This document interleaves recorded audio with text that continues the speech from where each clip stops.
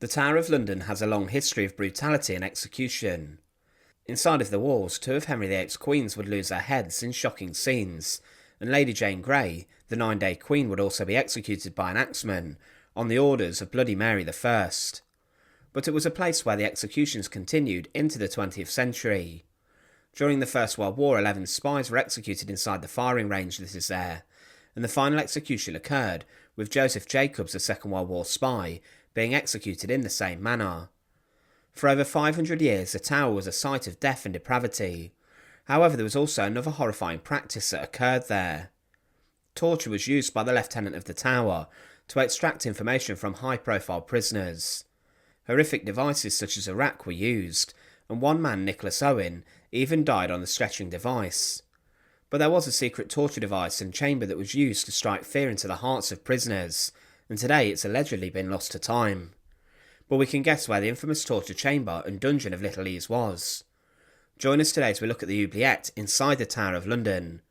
To support our channel, please make sure to subscribe. Torture at the Tower of London has made the site very fearsome. It was where James I allowed Guy Fawkes to be subject to the gentler devices such as the thumbscrews, before he was then broken on the rack. But one of the most feared and savage tortures or even execution methods used was the oubliette in history. This was a tiny dungeon or simply a hole in the ground, where someone was thrown in, with no chance of getting out. There would be no light and the prisoner would be plunged into horrific conditions. The term oubliette came from the French word to forget, and that was the aim of this dungeon. Someone would be forgotten and left to die with no food.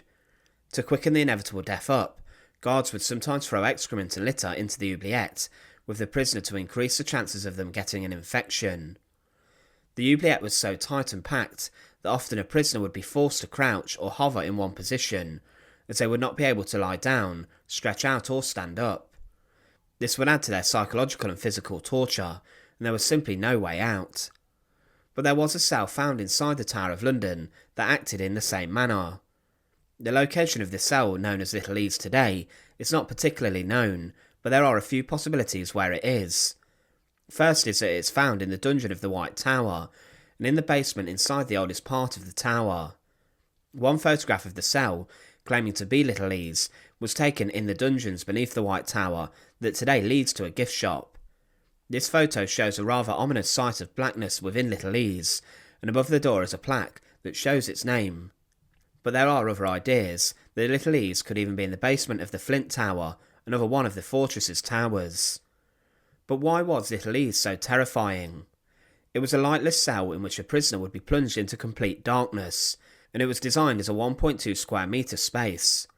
It's not known if this was made by a mason or a particularly savage guard who decided to take a pickaxe to the basement of the Tower of London to carve out the torturous cell. The fact Little Ease was so small and constrained in its design means it was impossible for an adult human to either stand, sit down or lie down, meaning they would be in an uncomfortable position 24 hours a day, and with this it's how the cell got its name, as there was little ease or relaxation found in there. It was kept as the ace up the sleeve of the jailers of the tower, and was used in extraordinary circumstances, and often with other torture devices too, such as the rack. If someone was also deep underground, and in a crevice in a wall, it's likely their screams would never be heard. It was used during the Tudor period and after, a time when lieutenants of the tower were innovating their torture ideas, with devices such as the Scavenger's daughter being used. One of the first recorded uses of the prison came during this time period, and occurred following a remarkable story in which a beefeater helped a female prisoner escape.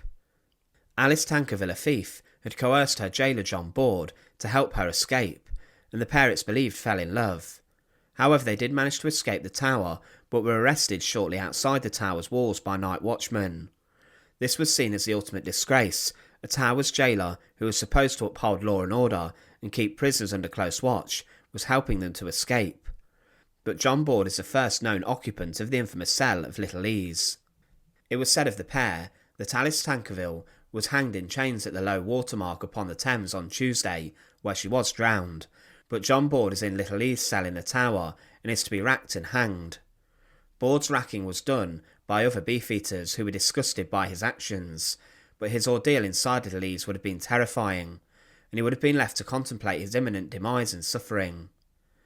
Other cells like Little Ease can be found in castles, and one in Warwick Castle is incredibly tight, and shows you the constraints that prisoners would be forced into.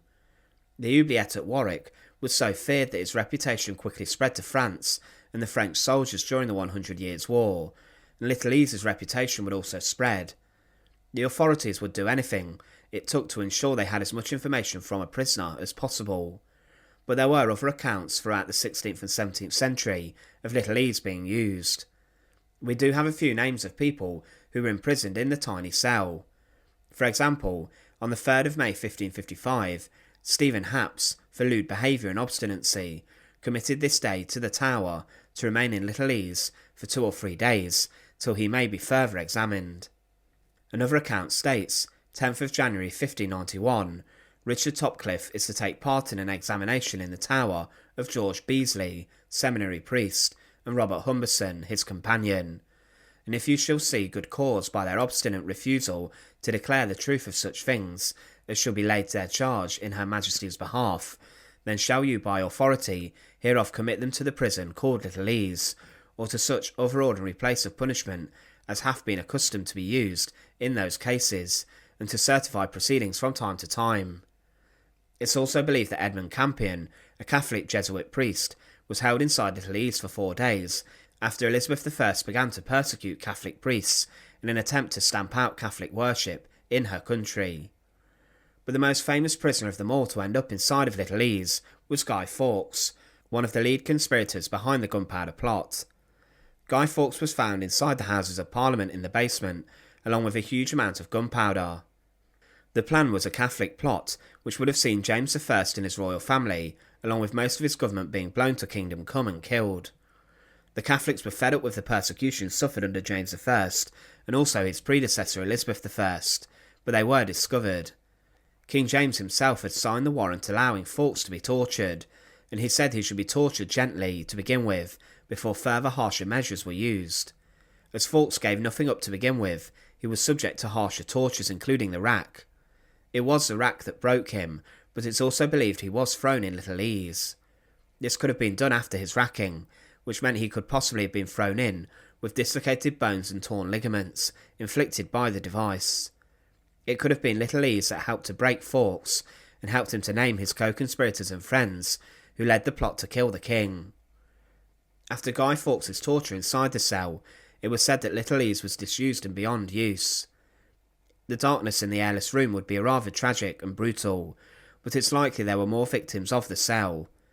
It's clear that it was used in a rather serious matter, but the prison of Little Ease would be terrifying. It was almost like an oubliette, as it was underground, and almost just a little opening in the wall. Today, as mentioned, Little Ease is lost to time, but it's almost certain that the dungeon existed, and today may also still exist. If it does not, then it would have been bricked up by a mason.